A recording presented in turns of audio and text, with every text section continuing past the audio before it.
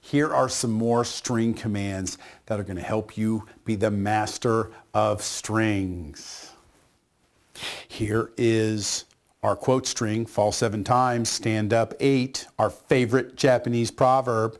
Now here's what we're going to do. We're going to capitalize just the first character. We're going to print quote string dot capitalize, and it's going to then print out the quote with a capital letter starting, fall 7 times, stand up 8.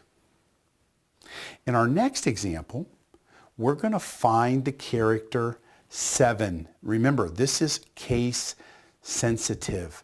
So when we run this, it says that starts in position 5, or really position 6 since it starts with a 0.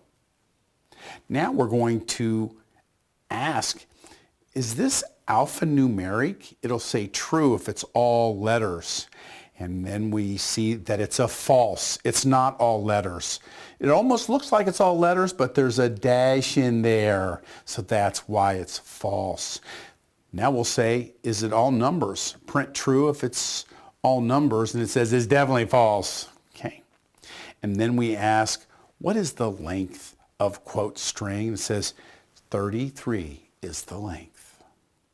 This lesson is brought to you by Coffing Data Warehousing. Begin your Teradata journey the right way with our Teradata Basics book. Visit coffingdw.com for more information.